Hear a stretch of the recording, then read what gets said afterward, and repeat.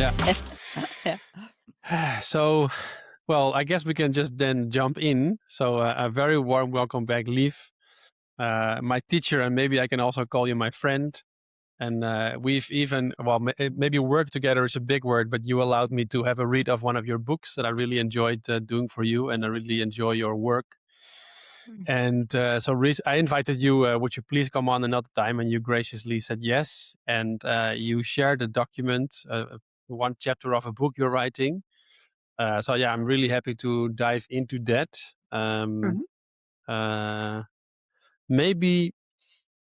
Maybe I'll ask you one question, which is kind of, you've written quite some books. What was inspiration to write this book that you're now writing? Could you say a bit about that? Yeah, I've been a long time in, doing trainings on communication, conflict resolution, mediation, and so on, and especially, of course, nonviolent communication. And I see some things that is kind of, to me, interesting and problematic. How something that is supposed to kind of connect, open up to compassion can become kind of strict and conceptualized and held as truths. So I wanted to, especially with the chapter I sent you, that's like, what is actually, what can we say is true and what is just helpful for us? Can we separate the truth from the tools? Mm-hmm. Yeah. Yeah. And so I would call it kind of, it falls for me under the category of evolving nonviolent communication.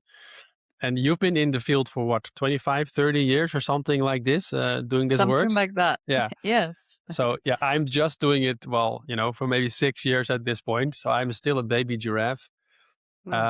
So one of my initial questions was, is this just a matter of your evolution, or is it actually NVC? But if you've been there for 30 years, it does come across more like, no, this actually, the state of nonviolent communication awareness could do with some maturing or a layer of mindfulness. Is that, would you agree with that? Well, I'm hoping, because I have no intention of, throwing out any of the stuff that Marshall Rosenberg, the guy behind all this, that he came up with, because I think it was brilliant. Like, it's a brilliant tool. It's a brilliant approach. It's something that for so many people makes sense.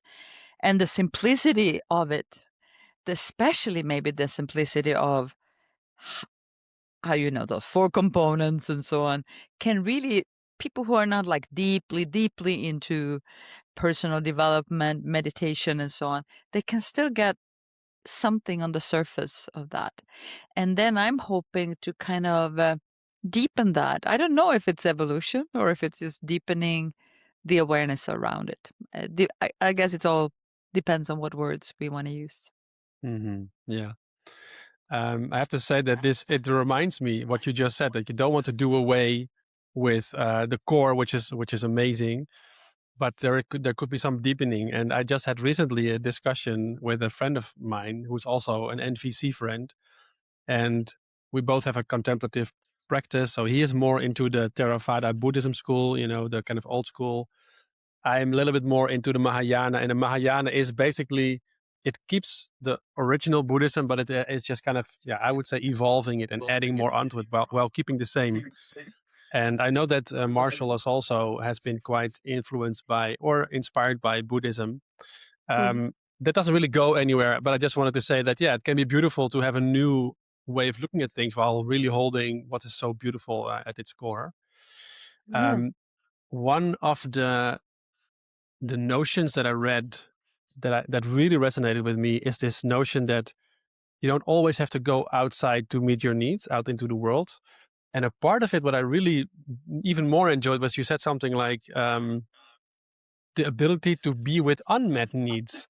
I think that's an extremely underlit aspect. Could you share a little bit about that, please? Yeah. I mean, one thing is that when people start learning NVC, and there's like usually it's like a boom, like I will have my needs met, like that joy, maybe first time, maybe like This is the time where I will have my needs met, my need for freedom, my need for companionship, and so on. So that's usually like the first state of the celebration of the beauty of NVC. And then I would say, yeah, we start coming into places where it has a great impact on our communication if we're able to just sit with the unmet need. Like if I'm able to just feel the pain of feeling lonely and not having a sense that I have somewhere where I connect deeply or where I belong, and I can just be with that emotion and kind of make my inner container more sturdy for being with emotions like that, then usually things do happen. Not that I want us to suffer, not that I want us to suffer unnecessarily, but that the willingness to pause and say, oh, right now I feel lonely or I feel scared or whatever it is, and to allow that's something with the maturity that this brings, not having to always fix things, not in myself and not in you. I mean, that is such a great journey of being, in the sense of not being greedy for always having everything, or at least not having it at once. Mhm. Yeah, yeah, beautifully said. Something related in that is also, and I think you mentioned it as this as well, is that you can partially meet your needs by connecting to their felt quality in yourself, right? Can you say a bit more Yeah. about how you see that? Yeah, and it's like, let's say acceptance. It's like one of those things that people say, well, I need to be accepted by others. I need these people to do this and this so that I can feel accepted. That's often like one first layer. And then we can work with nonviolent communication, like what kind of requests, what kind of strategies, what can someone do that will help you feel that. But then there is that usually is like an aha moment for many people when they say, I can pause and I can say, I'm really longing for acceptance. I want that as a felt experience. And then realizing that pausing and holding it is acceptance. It's like, this is my longing to have more acceptance. That's acceptance of that need. And there's usually like a sense of, I would say, it's safety, and of course like a deep independence, like being able to for a moment just be independently safe with my own stuff. And then I can still say, but I prefer to have it with others. Mm. I want it to be lived with others because I love my sangha, my community, my family, and then I can have a mix of both, me being able to hold it and have it with others. I don't need it this time. We don't need to choose either or. We can both eat the cookie and have it, which is very rare for humans. Yeah, that moment of pause, and how it comes across to me is that is where you also shift from coming from that contraction of, oh, I don't have something, to actually coming from that awareness, oh, this is something I would like. And then this is just a very different way of reaching out into the world from this expansiveness rather than from that contraction. Yeah, yeah, yeah. And to me, it's also when it comes to certain needs, like dignity, for example, which I work a lot with. This self-respect, dignity, respect. I don't know what you want to call it. For me, dignity is a good word. And so often people connect with not feeling dignity, and then they communicate in a way that makes them feel less dignified because they shout at someone or they blame someone or they do things that is not dignifying for them either. So that is really one of those needs that when we can kind of own that, how we want the world to be, and then we can be with others in the way we would like them to be with us. That's the way we also meet that need in that same moment. But it's not always easy, and it's not always. Sometimes we play tricks with these ideas for ourselves. I've noticed, like So then I cool down, I shut up, or I lay myself flat, kind of. I'm not standing up for what I really want. And then when I move out of a situation, I might feel, resistance or like regret or so because I have not been standing up for stuff with you or with the other. So we want to stay aware too of not being kind of tricking ourselves. I'm not sure if I get that completely. What would be the part where we then trick ourselves? What is that thing that we kind of miss? Like I would say, you can treat me in any way you like because I can meet my need for dignity. I can meet my Yeah, need for dignity myself. And then I kind of don't say, stop or yeah, wait, or can you say that in some other way because this is too painful? yeah. And we become like, you know, like a spiritual bypass. I was just gonna say, yeah, okay, yeah, that makes a lot of sense. Yeah, I love that because that kind of completes the circle of you don't always have to meet it outside; you can meet it inside. But it is often a very skillful step to still go outside, but then first going inside. Yeah. Yeah, and you use a few words like awareness, sangha. You just said. To me, NVC is you could just as well say mindful communication. Marshall Uh-huh. Rosenberg, like I said earlier, he was an influence or inspired by Buddhism. Um, I actually read a book once. It was exactly about mindfulness and NVC. How do you relate to that? Do you have a spiritual practice that is maybe something like meditation, and does it help you? Can you say a bit about that? The last years, I've actually gone more and more into like having moments, usually in the morning, where I do a lot of breath work. Like I'm just enjoying that at the moment. Like having a lot of moments just breathing and noticing and being more and more aware of what's going on in the moment. I don't know why I just try to give in to that. So breathing is for me one of those places where I can see more I can be more neutral to life in some way. Yeah, Like letting life come, letting life go. And yeah. I love breath work as well myself. Mm. What kind of breath work do you do if you do it? What do you do? Well, for me, it's usually connected to heart rate variability or heart math or like noticing how I can balance my nervous system. It's mostly based on that, actually. Yeah, So, and it could then be connected to like meta meditation, like giving love to myself, giving love to others, giving love to myself, and giving it to the world. And there's something that happens when I do that I really enjoy. yeah, The simplicity of that, like especially the last years when I think the world has gone a bit crazy, that it's like an anchor to, okay, there's craziness out there. What can I do? Well, in this moment, I can try to love myself and I can try to love others. mm. And they give some peace to that. Yeah. I love that. Um, Mm. have you heard of Tonglen meditation by any chance? Yes, You yes. do that too sometimes, or I haven't for years, but I did do that for quite some years. Yes, yeah? yeah. Do you? I can't say that I have to practice, but I've done it. It's in my kind of repertoire, and I do really like it. Mm-hmm. One interesting example of when I used it was I'm a little bit, or sometimes a lot, scared of flying. I find that scary.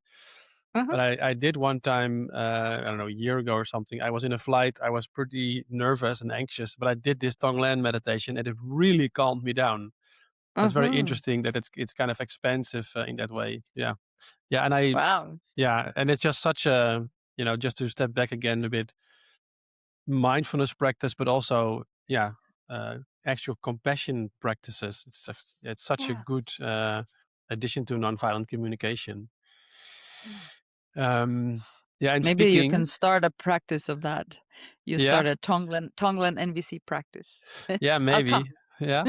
I mean, I would advise, or if people want advice, I would really recommend to do this.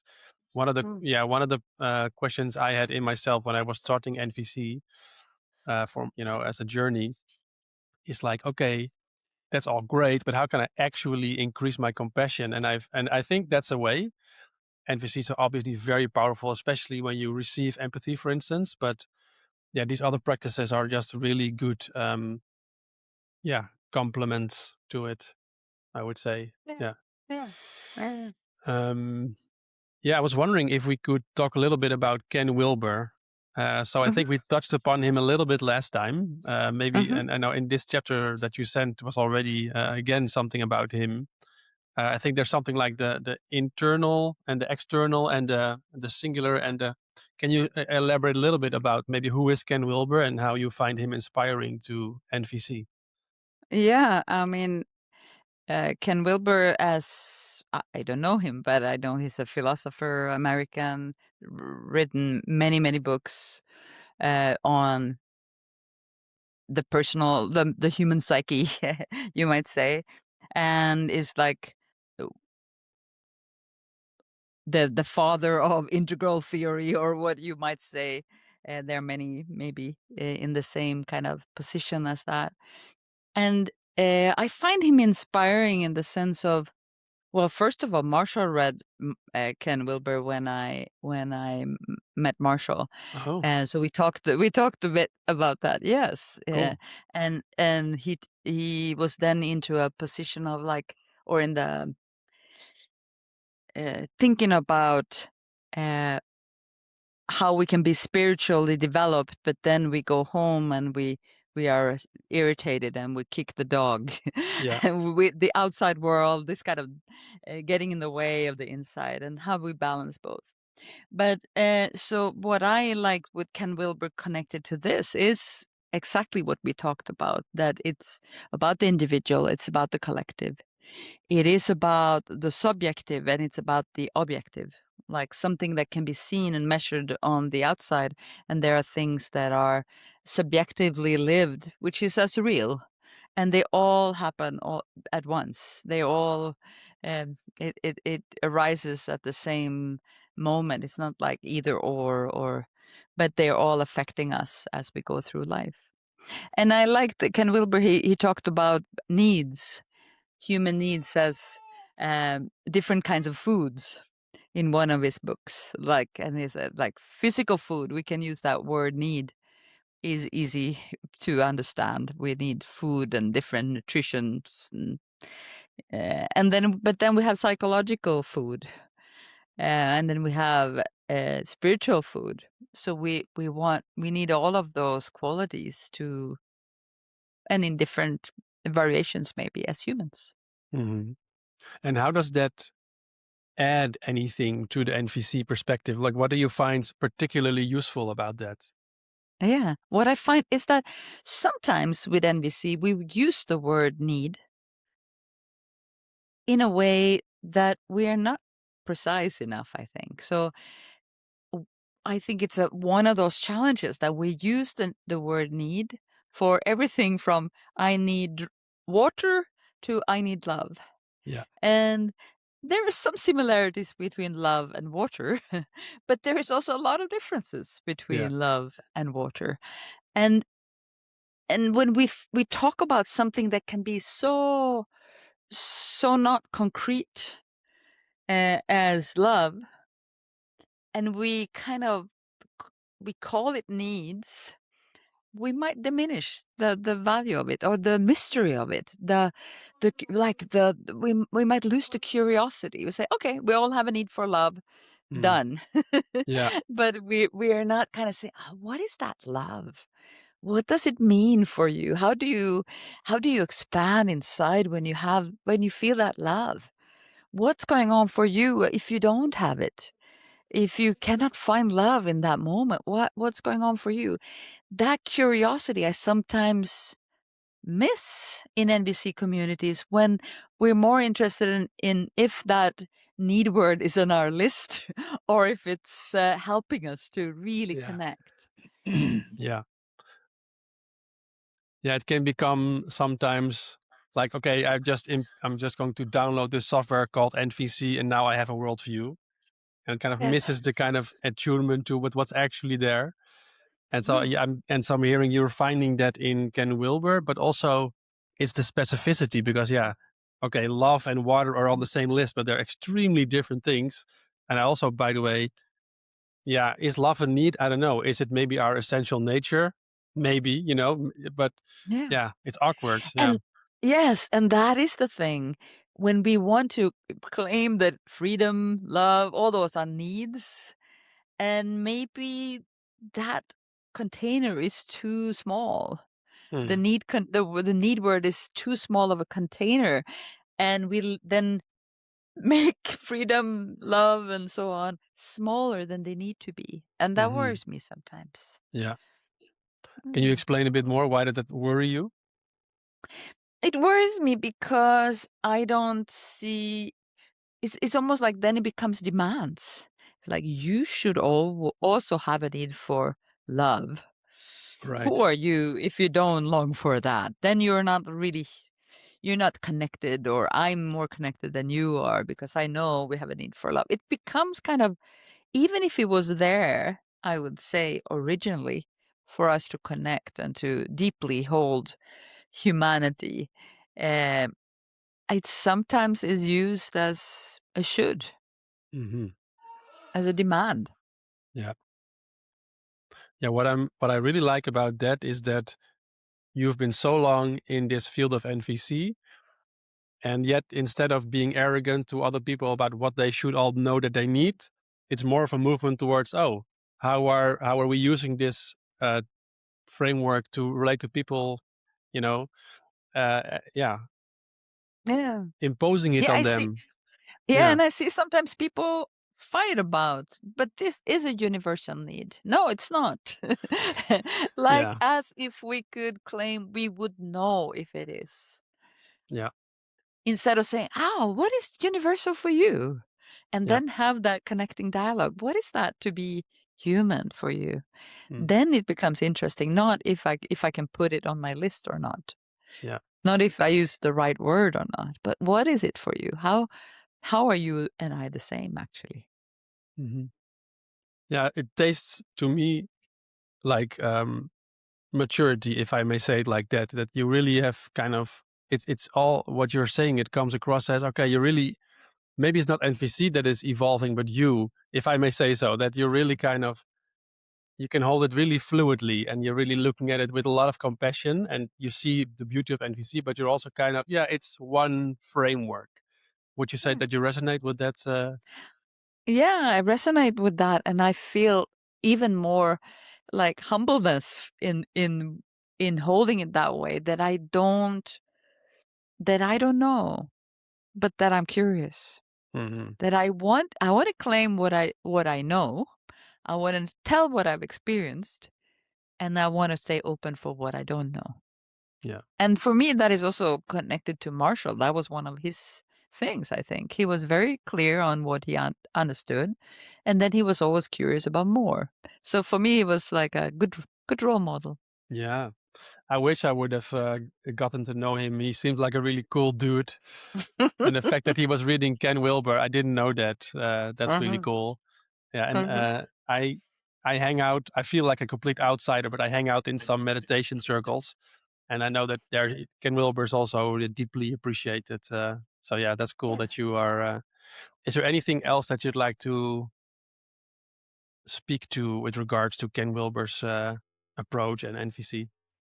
Well, all the integral theory for me has been like eye-opening, not only from Ken, but from others, in that sense of like empathy, for example. I used to hold empathy as only now I'm with you with what you are going through. Now I'm with your pain, with your longing, with your needs, with your uh, whatever might be there for you. And then I started realizing that that kind of empathy sometimes kind of stagnates the person. It stabilizes the person's process so much that it's not supportive anymore. So then I started reading integral theory. I started like thinking about what does it mean to kind of continue growing, but still using empathy.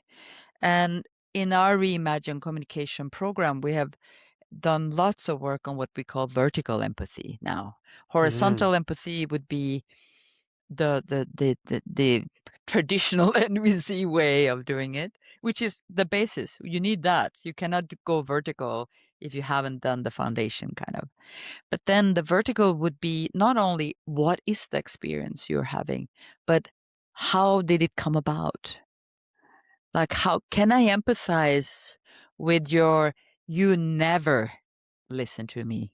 What does never mean? It's like, it is different from you don't listen to me. So the never says something about your experience, and it says something about how that experience came about. So I might say, not only you really want to be heard, I might say, wow, it's like it's been such a long time now that you've had that wish to be heard, and you want me to know the impact it has on you, that you're experiencing this. So rather than hearing just the experience, I feel sad because I'm not heard. My need for being heard is not met. Instead, I go, this is how much it is impacting you, and your thoughts about that, like you never do it, is impacting it. It impacts this situation right now is impacted by like maybe 2 years of our meetings, and it might impact our vision about the future. You might even have thoughts like, you never listen to me at this workplace, so I'm considering, I want to move, I want to leave. And that is part of your experience. And that is part of how your experience arises, which I noticed that kind of empathy, on top of the more horizontal empathy, it really helps the person move and do something about their situation. While sometimes the empathy feelings and needs empathy can kind of feel good, and then you don't do something about it. Yeah. You don't change. Yeah. That sounds very familiar. I get the kind of horizontal being, okay, I'm with you, which is amazing, like you just said.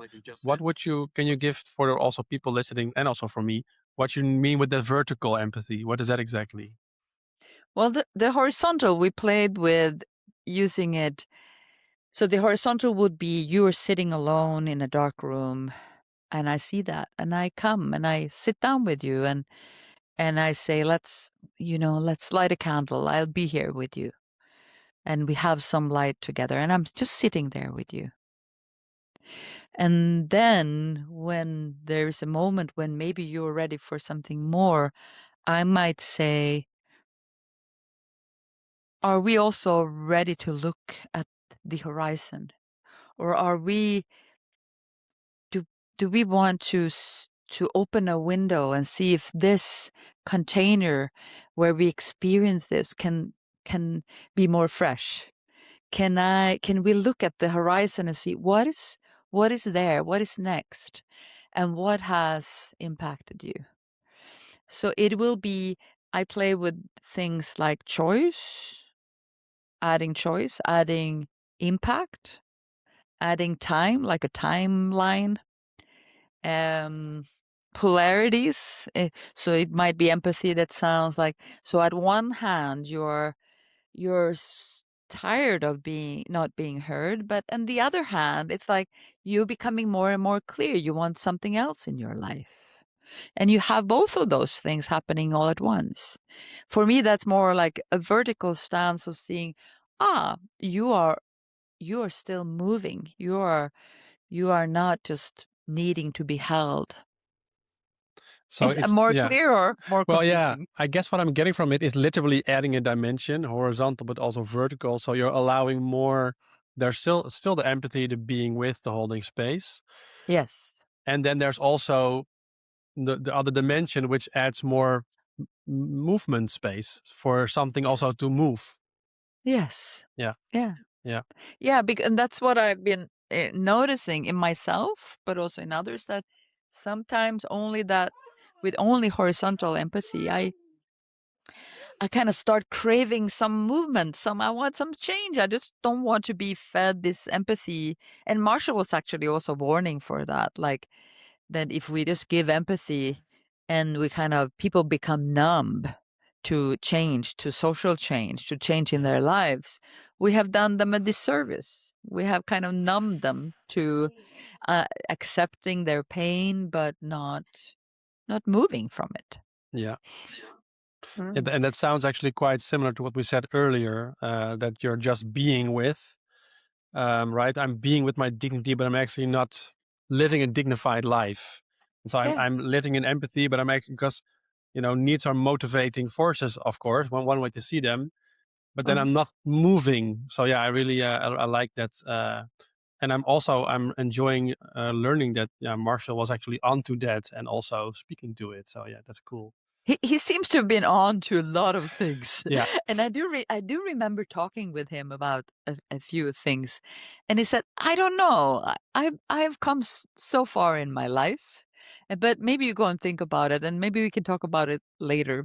But I don't know if I'm ready to go one step more, because he did a lot of movement in his life. Like he did go from one place to another in a way that most people don't. Yeah, and he Like said holding, that. he said that, Yeah. he was like clearly also, he came from the world of analysis, becoming, going through all the training to know how to diagnose someone. And then he was willing to let go of that and say, okay, that was not the full thing with being with humans. There's something more needed. And he was willing to let go of that. And I mean, there's this famous stories about him where he refused to write reports about people, and he started driving taxi just because being a taxi driver was more human, he said, than being a psychologist. For in that moment where he was. Yeah, that's cool. Yeah, what a guy. Yeah. Are there any other anecdotes that come to you that may kind of paint a picture of Marshall that most people in this field wouldn't know? Or I don't know. Well, I'm sitting in the place in northern Sweden, and I'm actually sitting in the house where actually Marshall visited. He was here, and we made dinner, and it was very clear that he was very good at his own advice of eating people's food. He said, if you want to make people happy, eat their food. Like the joy of seeing him receive. Just receiving appreciation, receiving gifts. I remember also being, I think in my first IIT, I was outside Chicago, and we had a one day off, and I went to a CD store, and I bought Tracy Chapman. I don't know what it's called, Crosslines or one of her CDs, and I gave it to Marshall as a gift. And the way he received it, there was nothing like, oh, you shouldn't buy me a gift, or that's, why would you do that? But he was like, wow, how come you gave me this? Tell me more. I want to receive it fully. I want to know what was in your heart when you brought it. And that was such a good example, because I'm super good at saying, no, that was not, I don't need a gift. yeah. To fully accept it. Yeah, that is, you don't see that so often, right? Also with, I guess, compliments is one thing, but appreciation, people will be like, no. But actually, it's almost a bit insulting. You're kind of denying the other person's heart movement if you do that. So yeah, that's beautiful. Yeah.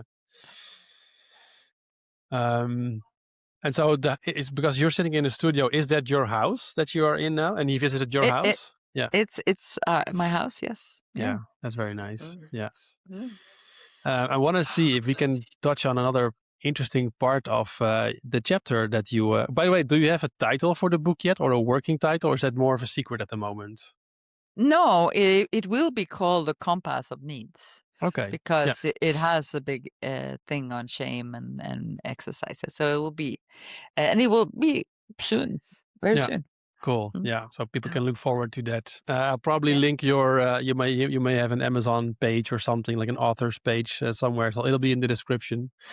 Yeah. So one person that I have never heard of, Robert Keegan, that's also an influence. Could you share a little bit about his? And I think there was another person there maybe, but is that about the three different kinds of needs? Was that Robert Keegan or? No, you're going with Aidan Diener, that has done research on. Is that what you're looking for? Yeah, let's Looking see. at? Oh yeah, Edward Dacey and Richard Ryan. Yeah, That was the 3 core psychological needs. And Keegan, I'm not sure where I have that from, but he yeah, came a it bit is later, I also there. think. Okay, It yeah. is also. Well, Aidan Diener have done a lot of research. If you look them up, you'll see heaps, and they are claiming that we have 3 needs, three groups of needs. Mhm. And I found that interesting that different people from different paradigms, from different schools, kind of claim different things around needs. And, people say we have 3 needs, we have 5 needs, we have 10 needs, we have psychological needs, we have spiritual needs. And we're all trying to describe something inside, like movements that humans have. And before we talk more about that, it's also like I started wondering, how come we call them universal? What was so important with that? And when I look back at when it started being used, and knowing Marshall studied with Carl Rogers, who studied with Maslow, after the Second World War, it was the most healing thing to do, to claim universality, like to claim that everyone was the same.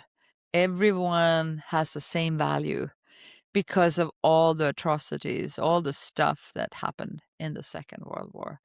It has a pure healing effect to say human needs are universal. Like you and I belong to each other because we are the same at some place. So whether that is true or not, it is healing. So I would never want to take away that quality. I wouldn't want to take away that longing to find out where you and I are the same. And I think after Second World War, we really needed that in big parts of the world.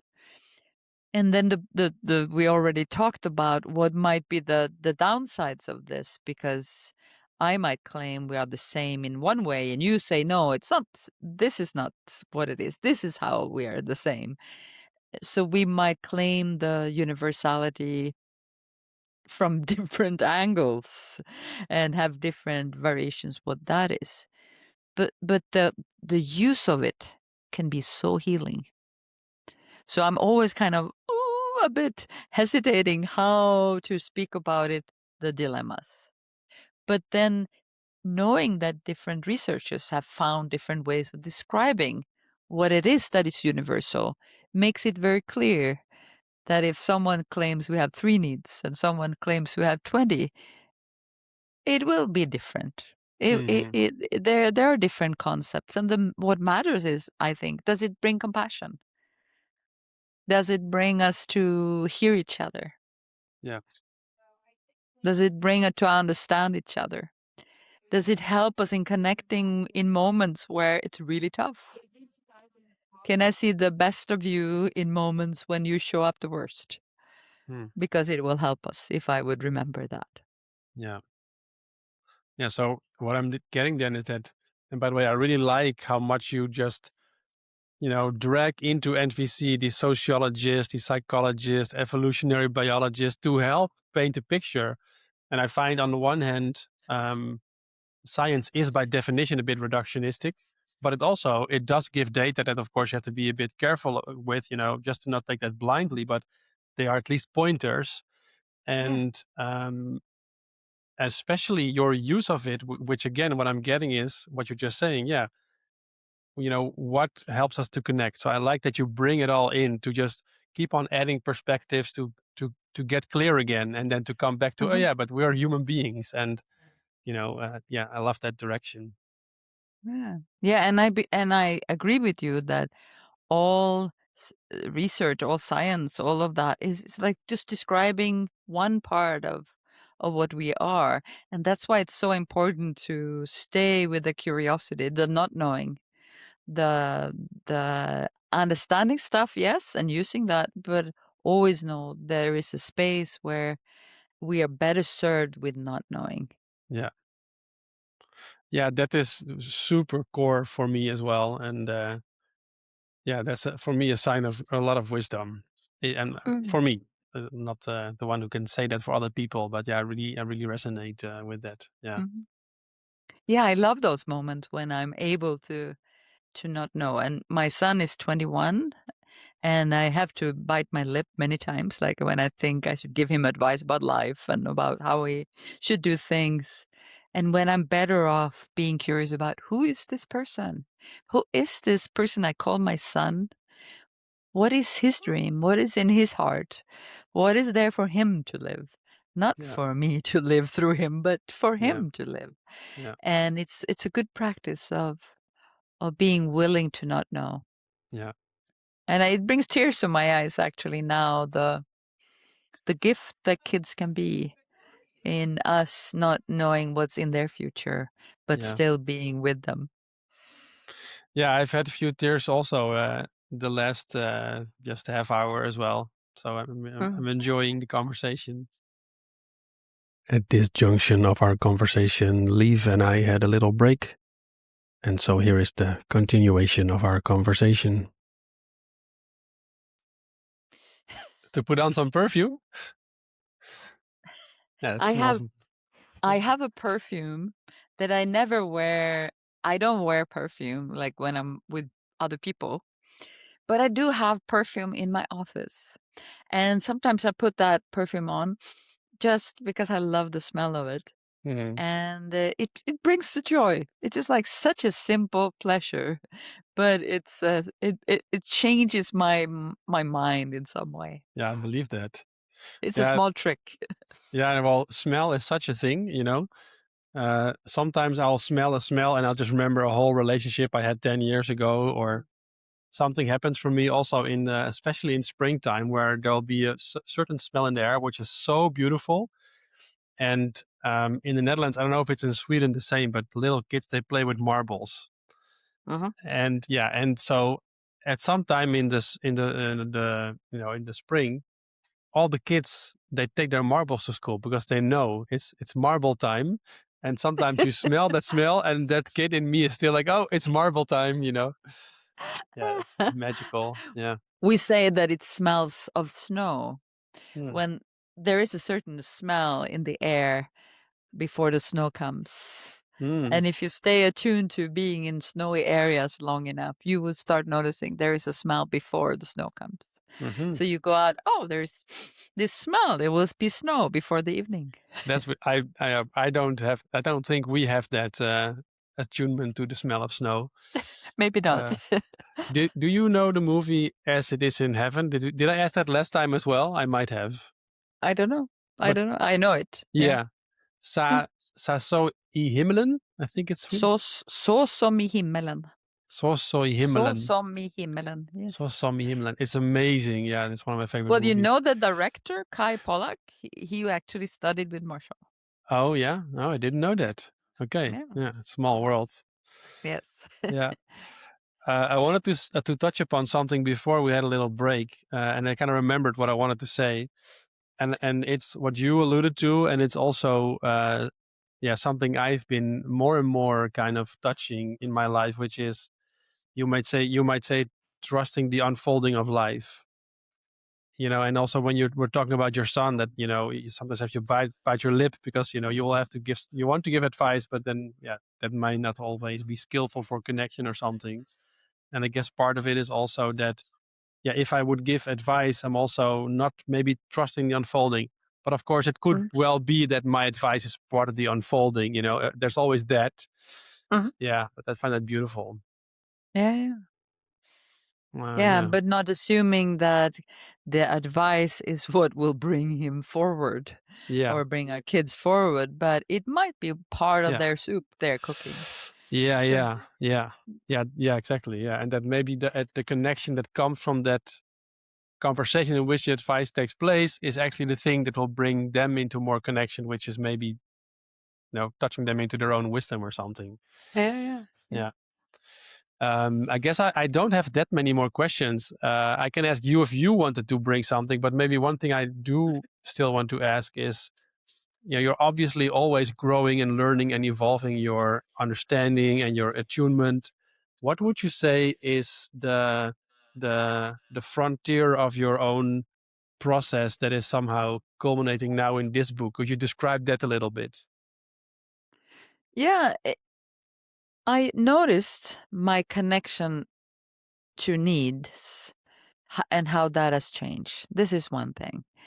The connection to needs has gone from being like very concrete, very much, very tangible. Like I would fight for my need for acceptance, and I know what it is, and I'm gonna claim it, and I'm gonna blame you for if it's not met, and so on. It's gone from that very concrete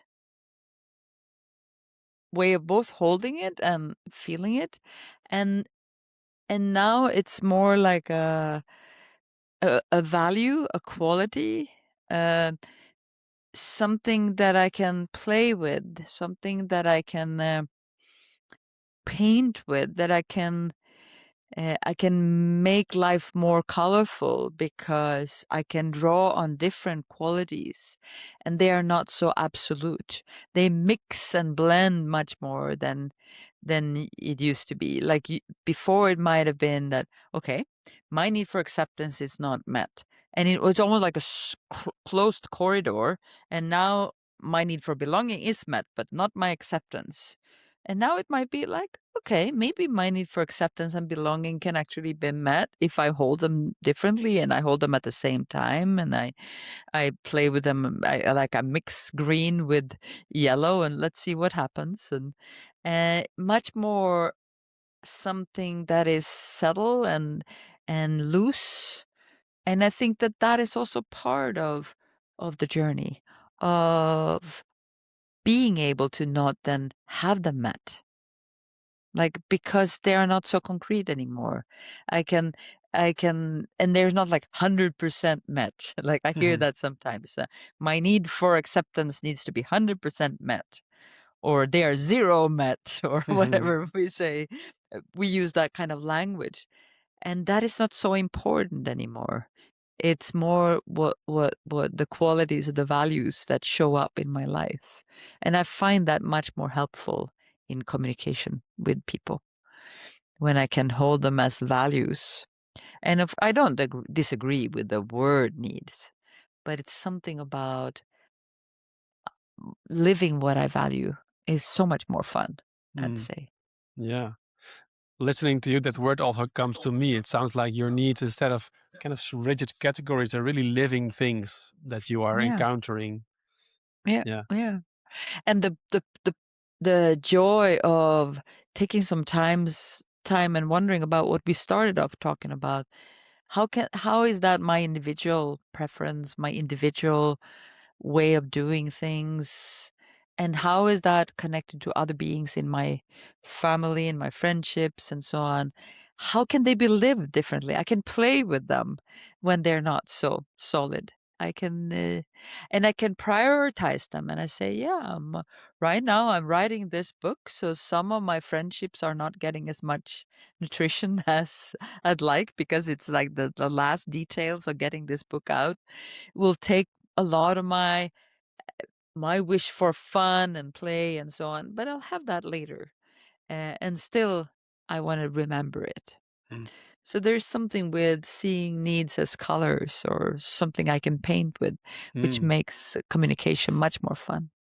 Yeah, I love that. I'm sort of thinking about what to call this episode. Maybe what comes to me is dancing with needs, but maybe it should be something like painting with needs or something like that. Yes, maybe. Yeah, maybe.